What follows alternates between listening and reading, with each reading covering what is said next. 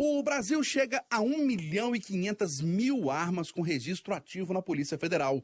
São armas usadas por civis, por cidadão comum e empresas de segurança privada. No caso de militares e caçadores, o controle é do Exército. E houve um aumento considerável de registros na Polícia Federal nos últimos anos. Em 2018, foram 51 mil armas cadastradas. 2019, 94 mil. 2020, 178 mil. E no ano passado, 204 mil. O aumento foi de 300% nos registros entre 2018 e 2021. E essa elevação do número de armas nas mãos da população reacende o debate sobre o tema. E o Palavra Aberta vai aprofundar agora no assunto. Eustáquio Ramos e eu, Kátia Pereira, estamos recebendo o sociólogo, especialista em segurança pública, professor da PUC Minas, Luiz Flávio Sapori. Bem-vindo ao Palavra Aberta mais uma vez, professor. Bom dia, obrigada pela presença. Bom dia, Kátia. Bom dia, Eustáquio. Um prazer voltar a participar do programa. Bom dia, professor. Estamos recebendo também o Alexandre Lima, que é advogado, vice-presidente do Instituto Defesa, que é uma associação nacional sem fins lucrativos que reúne segmentos que defendem a liberdade de acesso a armas. Alexandre, bom dia, obrigado pela presença. Bom dia, Eustáquio. Eu que agradeço. Bom dia, Kátia, a todos os ouvintes. E é um prazer sempre debater esse tema. Bem-vindo, Alexandre. Vamos começar ouvindo o professor Luiz Flávio Sapori. Nos últimos 4, 5 anos, o debate sobre a flexibilização do Estatuto do Desarmamento vem ganhando cada vez mais força. E a gente está vendo essa flexibilização, digamos assim, se traduzindo agora em números, Sim. Com o aumento de aberturas de clubes de tiro, de posse de armas. Para o senhor, que é um estudioso do assunto, esse é o momento que mais preocupa em todo o debate? Como é que o senhor classifica o que a gente está vendo agora por meio dos números? Bom, os números estão mostrando que a população brasileira está muito mais armada hoje, em 2022, do que esteve em 4, 5 anos atrás. Crescimento, em alguns casos, superior a 100%. Crescimento do acesso à arma de fogo no Brasil de forma legal, né? Nós estamos falando através da legislação vigente, cresceu muito, não há dúvida. Preocupa muito porque eu tenho defendido, e vários pesquisadores, vários estudiosos da segurança pública no Brasil são absolutamente certeiros em afirmar, de uma maneira muito convicta, que mais armas de fogo no contexto da sociedade brasileira é jogar gasolina na fogueira. A sociedade brasileira é historicamente muito violenta. Uma sociedade violenta é uma sociedade onde as pessoas no dia a dia resolvem seus conflitos pela força física. Como aquele indivíduo, né, o procurador do interior de São Paulo, né, agrediu fisicamente uma mulher, né, uma outra procuradora, num conflito. Uma arma de fogo ali poderia ser fatal. Então, uma sociedade que tem uma trajetória histórica, uma trajetória cultural de uso da força física, de agressividade para resolver seus conflitos, quando você coloca a arma de fogo mais à disposição das pessoas, elas podem ter a oportunidade de fazer uso desse instrumento, dessa ferramenta letal, para resolver seus conflitos, os mais banais do dia a dia. Então, vejo com muita preocupação esse crescimento do acesso à arma de fogo. A previsão é que nós teremos nos próximos anos, nós vamos colher os frutos.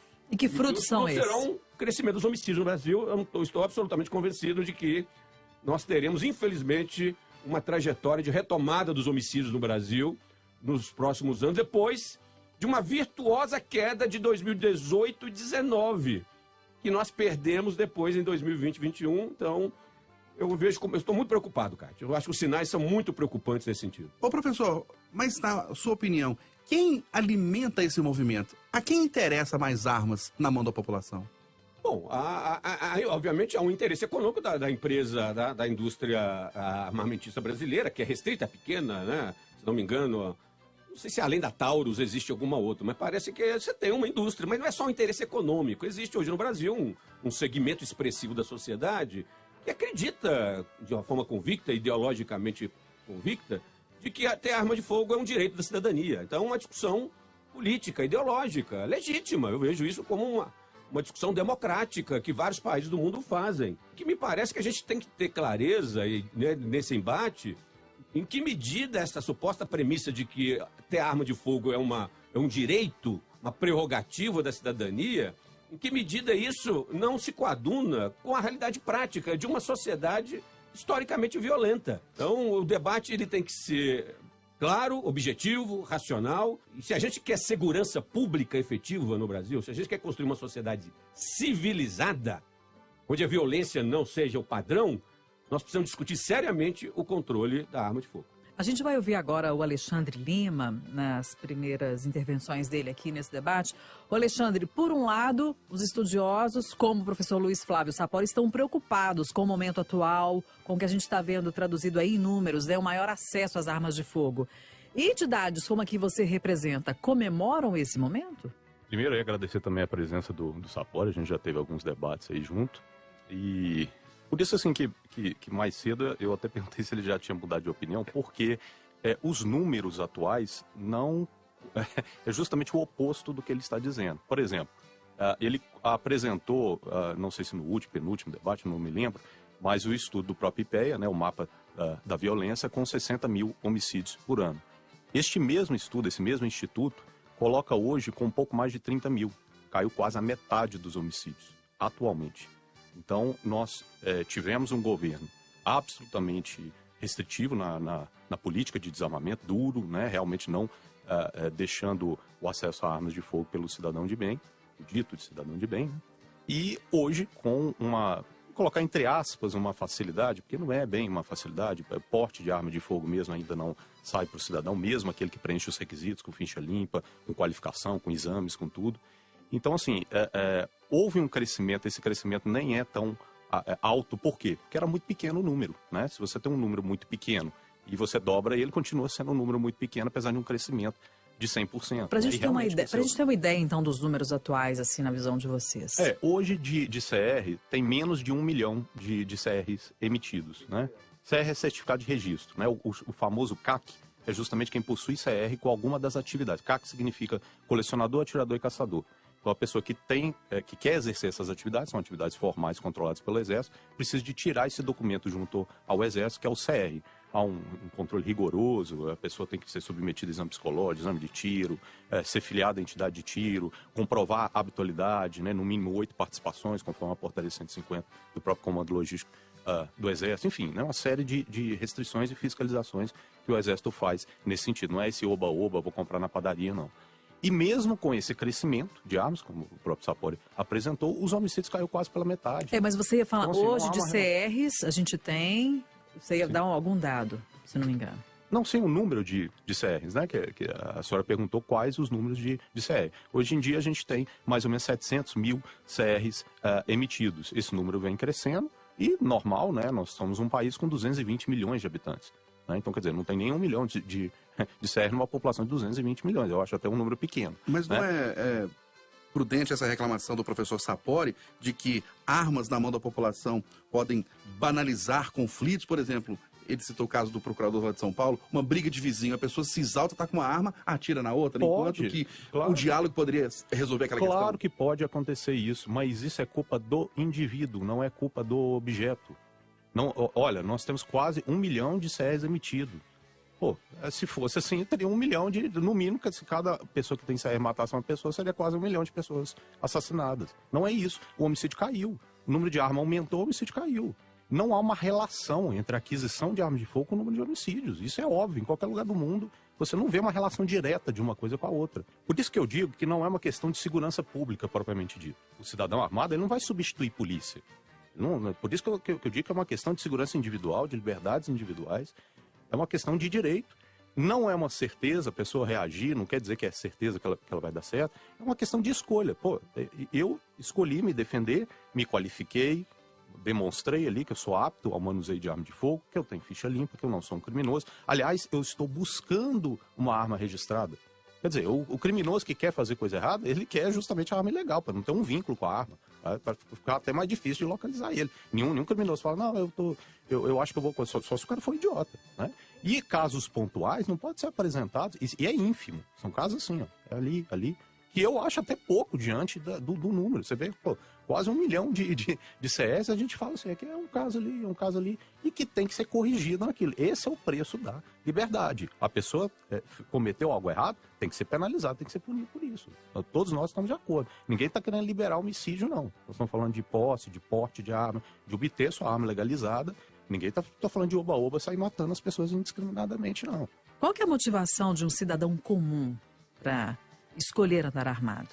As motivações são várias. Para sua defesa pessoal, para o colecionismo, para o esporte, para caça autorizada, né? Manejo, por exemplo, de javali, que é um animal que não é da nossa flora, né? Até cria um desequilíbrio no meio ambiente, tem que ser abatido, né? Enfim, as finalidades são as mais diversas. Mas o porquê a pessoa quer exercer algo, porquê que a pessoa quer ter algo, seja arma ou qualquer outra coisa, não pode ser justificativo para tolir esse direito da pessoa se a gente defende liberdade. Liberdade é poder fazer tudo o que se quer e aquilo que não puder ser feito, há uma razão apresentada por que não deve ser feito. Então, olha, eu quero andar bêbado, né? Um carro dirigindo, andar bêbado. Não, você não pode. Por quê? Porque a bebida é uma substância química que vai interferir no seu juízo, no seu reflexo. Então, realmente, você não pode andar embriagado, porque você está colocando objetivamente as pessoas em risco. Tá aí o motivo. Agora, por que ele quer andar bêbado? Não me interessa. Isso é que é liberdade. A gente tem que ter motivos para tolir o direito. Ó, você não pode fazer isso porque você está ferindo o direito de outra pessoa. É assim que funciona a liberdade. Agora, as razões pelas quais o cara quer buscar o objeto, qualquer que seja ele, não interessa no estado onde a gente defende liberdade. Professor Luiz Flávio Sapori, fazer um contraponto com o senhor. Hoje a gente vê a bandidagem disposta a matar ou morrer. Vai assaltar uma casa, vai assaltar uma pessoa na rua, vai roubar um carro, não quer nem saber. Mas, por exemplo, se o acesso às armas fosse mais flexível no Brasil, o bandido que quer assaltar uma casa, quer assaltar uma pessoa, ele não ficaria intimidado? Não, eu não vou entrar naquela casa, não, pode ter uma pessoa armada, eu não vou assaltar, não, que ele pode estar armado. Não daria uma freada no ímpeto dos criminosos, não? De maneira alguma. No mundo real, os criminosos, principalmente o assaltante que invade sua casa, o seu carro, o seu rouba o seu celular e faz isso armado, que geralmente é um 38. Essa é a arma de fogo base do crime no Brasil. Essa arma, ela é contrabandeada? Não. Essa arma é fabricada geralmente pela Taurus. Raspada. Primeiro, de onde ele pega essa arma? Legal. Quando ele vai na sua casa, ele quer seu computador, ele quer dinheiro, dólar, joias. Se tiver arma lá, meu amigo, é ouro.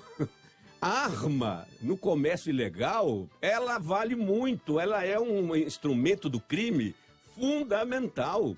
Então, quando ele vai assaltar teu carro, né? Quando ele vai furtar teu carro, tem uma arma lá, que beleza, ele ganhou o dia, ganhou o mês. Ela é uma mercadoria muito valiosa, né? No mercado paralelo. Então, boa parte da arma do 38, que alimenta nossos assaltantes, né? Ela vem do legal, do indivíduo cidadão, tirador, colecionador ou não, que tem lá a arma legal, que acha que está protegendo a ele, a família, e na verdade ele está alimentando indiretamente a criminalidade. Os estudos do Instituto Sou da Paz de São Paulo são contundentes em mostrar, há pouco tempo eles mostraram outro estudo nacional de onde vem a arma que está na mão da bandidagem brasileira, a arma básica. Ela é nacional, ela fuzil, a metralhadora, a .50, a arma automática, essa sim, em boa medida, vem, né, do contrabando do mercado ilegal contrabandeado. Mas o básico vem do legal para o ilegal. E eu afirmaria mais ainda, Eustáquio, me preocupa muito, porque as pessoas tentam acreditar que andando armada, por enquanto no Brasil você não pode, né? O porte, né, Alexandre? O porte, por enquanto, está ainda restrito, mas, sei lá, se depender dos defensores do direito à arma, o porte também vai ser liberado. Aí que é o caos. Aí que é o caos, porque os latrocínios, o que é o latrocínio? O latrocínio é a vítima de um roubo que reage ao roubo, por algum motivo, e o assaltante mata a vítima. Crime gravíssimo, né? Um dos mais graves do Código Penal brasileiro. Os latrocínios e os policiais, e eu conheço os policiais, e os estudos sobre latrocínio mostram claramente por que acontece o latrocínio. Porque o assaltante está sempre preparado, acreditando que a vítima vai reagir e que vai estar armada. O latrocínio é, em boa medida, não um ato de crueldade pura e simples. É um ato de autoproteção do assaltante, supondo que a vítima vai reagir. Imagina, então, né, você achando que ter arma de fogo vai te proteger de assalto. Ao contrário, o mundo real mostra que quem reage em casa, na rua, a um assalto, a probabilidade de morrer é enorme. É à toa que muitos policiais, infelizmente, a maioria dos policiais que morrem, Kátia, no Brasil, assassinados, morrem em latrocínios, Kátia. Sabia disso? São mais ou menos 350 policiais, infelizmente, que morrem assassinados no Brasil todos os anos. Número muito alto. 70% deles, segundo estudos que a gente tem feito, é reação a assalto. Olha que tristeza. Policial que é preparado, que tem expertise, que sabe usar a arma. O assaltante está sempre em vantagem. Sempre vai estar em vantagem. Então, essa ideia de autoproteção é engodo. E só para contestar um pouco o que o Alexandre disse, os homicídios no Brasil não estão em 30 mil. Pode dar. Vamos lá. Nós tivemos em 2017 o pico de homicídios no Brasil, 65 mil pessoas assassinadas no país. Foi o número mais alto da nossa história. Tivemos uma queda expressiva em 2018, 19. Antes, inclusive, do atual governo. Foi no final do governo Temer, início do governo Bolsonaro, 2 anos de queda dos homicídios, chegando a 40 mil homicídios. Ano passado, mantivemos mais ou menos esse patamar. É isso que me preocupa. Nós estamos num momento muito oportuno de ter uma queda de homicídios ao longo de toda essa década. Porque há boas políticas de segurança acontecendo em vários estados brasileiros, como Minas Gerais. A redução de homicídios em Minas Gerais, ela é anterior à flexibilização do estatuto. Ela vai acontecendo desde 2018. Porque a polícia está atuando muito bem em Minas Gerais, de uma forma muito competente. Olha o problema. O governo federal, o governo Bolsonaro, tinha todas as condições de capitanear, né, esse processo ao longo dessa década, né, de criar esse ciclo positivo de redução da violência. Que eu acho que não vai acontecer, ao contrário. Ao contrário do que o Alexandre está dizendo. Porque com mais arma de fogo, nós vamos potencializar o homicídio banal, o homicídio do conflito banal, do trânsito, que são 12% dos homicídios no Brasil, estudos que eu tenho feito. De cada 100 pessoas que são assassinadas no Brasil, 12 são assassinadas em conflito de trânsito, briga de bar, briga de vizinho, feminicídios. E aí, meu prezado amigo, a arma de fogo é 100%. Ô Alexandre, você concorda? Há várias coisas aí. Vamos começar pelo ponto da indústria, né? Ele apresentou que a arma mais utilizada, né, nesses tipos de crime é o revólver 38, geralmente da Taurus. E por isso seria origem legal, porque a Taurus realmente é uma empresa privada brasileira, né? Muito bem, primeiro rebater isso. A Taurus é o maior fabricante de revólver do mundo. Nós temos uma indústria bélica, igual ele falou que não sabia quantas indústrias, né, nem números, etc. Nós temos uma indústria bélica muito grande. E nós não temos um mercado de arma muito grande. Bom, óbvio, para onde que vai essas armas? A maioria esmagadora das armas produzidas no Brasil, inclusive pela Taurus, é vendida para o exterior, para outros países, inclusive o Paraguai. Bom, onde entra, né, todo mundo sabe, né, até é conhecida, atravessa a fronteira do Paraguai para comprar arma ilegal lá.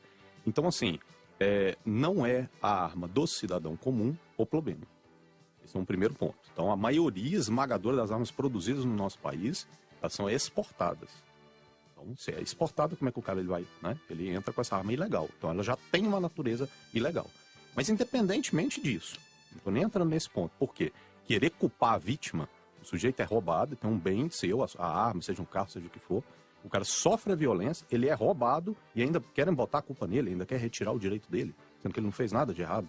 Buscou uma arma legal, não cometeu nenhum crime, ainda querem culpar a vítima por ter sido roubada a sua arma. Mas esse cidadão armado, o cidadão, vamos dizer, cidadão comum, armado, ele está preparado para reagir, pegar um revólver e enfrentar o bandido? Pois é, gente, a discussão não é essa. A discussão não é nesse nível tão baixo. Olha só, a reação, até para pessoas bem preparadas, eu sou instrutor de tiro, não é garantia. Não é garantia. Não existe a garantia. Há um fator de risco. O cara está atirando em você, você está tendo que reagir e atirar de volta. Há vários fatores, não tem certeza. Agora, a pessoa não pode escolher se defender. Tem vários casos, se vocês quiserem. Tem hoje em dia tudo na internet, né? Nas redes sociais apresento vários casos de gente que não reage e é morta. Por esporte, porque o bandido não foi com a sua cara. Isso acontece. Então, assim, não ter arma não é garantia de você sair vivo, ter arma também não é garantia. Agora, é escolha do indivíduo. Eu me sinto mais seguro, me preparei, né? Tenho ficha limpa, etc, para ter a minha arma. É um direito de escolha meu, ué. É essa que é a questão, esse que é o ponto fundamental. Senão daqui a pouco a gente vai virar um estado policial, um estado máximo, onde ninguém pode fazer nada. Onde vai controlar o sal na mesa, onde, entendeu? As liberdades individuais são rasgadas. Essa que é a questão, primeiro ponto. Sobre o estudo que ele disse, né? Está lá no site do IPEA, Mapa da Violência, puxem lá os dados, vocês vão ver. Os homicídios caíram. Então, Mas os homicídios no momento são 30 mil, não são 40? É 35, 36 mil. Tá lá no site do IPEC. 40 mil hoje o número de pessoas. Ok, 40 mil é menor do que em 2007, que ele apresentou 65. 17, que era a Dilma. O presidente era a Dilma. Então, assim, era o Temer. Dilma, é a vice. É o governo, não era o Bolsonaro. Não tinha liberação de arma. A política de desarmamento era a mesma. Então, menos armas, não tinha tanta presença de arma de fogo igual hoje, e nós tínhamos um homicídio maior. O que eu estou querendo apresentar com esse número não é nem uma relação direta. Eu não estou nem querendo dizer que mais armas vai reduzir o homicídio, não. Porque para mim não há uma relação disso. É ele que está apresentando dessa maneira, e eu estou rebatendo de forma cabal que isso é mentira. Porque os números de homicídios hoje são menores. Tinha que ter subido aí.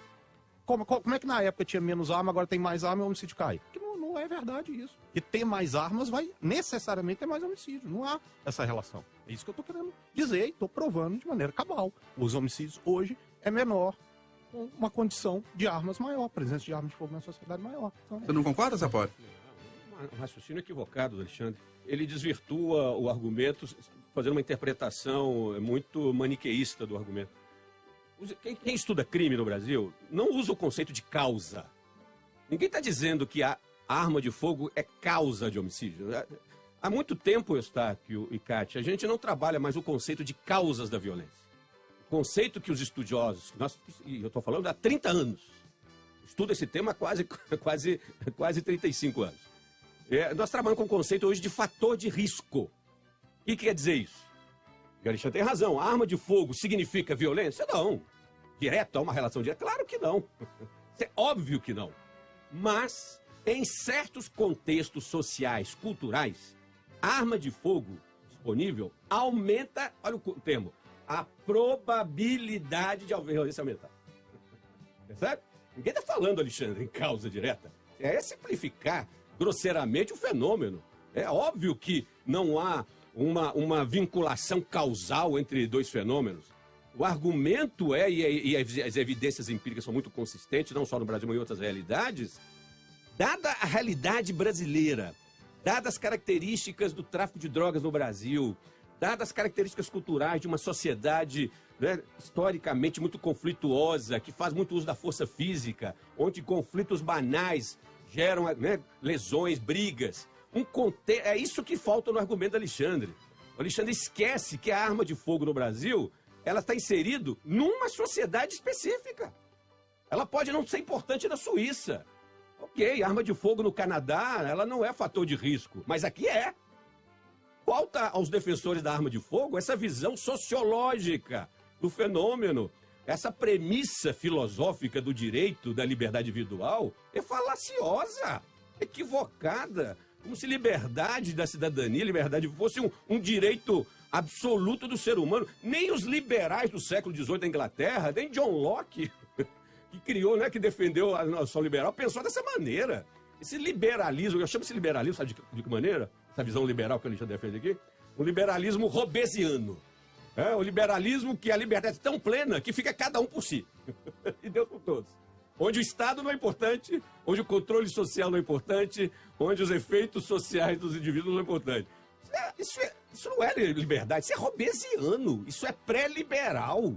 Isso é um pensamento arcaico, isso é um pensamento quase que medieval.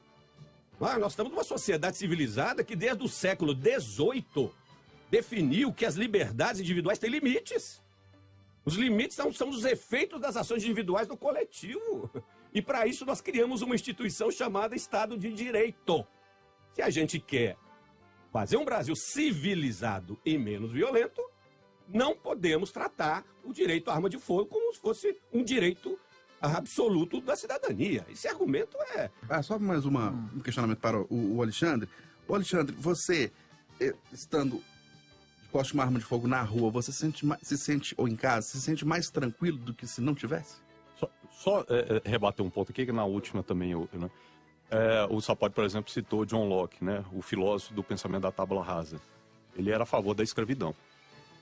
Só para vocês entenderem o pensamento, como é que era a época. Um contexto totalmente... O senhor sabia disso? Ele era a favor da escravidão. Por que nós estamos falando de arma de fogo? Sim, é porque você está dizendo um pensamento liberal, de liberdade, de defesa disso. Não, por favor, não cite nome de filósofo que não tem nada a ver com o que nós estamos debatendo aqui. Como não? Porque não tem. Você está discutindo uma questão Não. de direito individual. Você está dizendo o cara mais liberal. Olha só. Olha o seu conceito de liberdade, Alexandre. Seu conceito de liberdade absoluto, sem limite. O cidadão Claro tem direito que não, à claro liberdade que não. plena e total. O que é isso? Isso Claro é que não. Robesiano. Eu tô defendendo que ele tem a liberdade plena e total, então quer dizer que ele pode, se ele quiser matar alguém, ele pode? Lógico que não, o Estado vai ter leis, vai continuar sendo crimes, etc. O que a gente quer é que quando for tolir um direito, quando for ferir a liberdade dessa pessoa, dê uma justificativa objetiva para aquilo. Você não pode fazer isso porque a consequência é essa. Não possibilidade, como ele aqui apresentou, agora. Porque antes ele tinha falado que o número de homicídios com a presença da arma de fogo ia subir. Isso eu já mostrei aqui que é mentira. Agora, se ele está falando de possibilidade, não há possibilidade para tolir o direito de alguém, não. Porque se for possibilidade, ninguém pode sair de casa. Tudo existe risco. Você está na rua, você pode atropelar alguém, você fazendo qualquer coisa. A liberdade envolve riscos. É óbvio que envolve riscos. Agora, não existe risco maior do que tirar a liberdade. Mas você se sente tranquilo com a arma em casa ou a arma na cintura do que... você se sente mais tranquilo que se você não tivesse com a arma? Sim, eu julgo a arma um excelente instrumento de defesa, mas volto a repetir, não é garantia.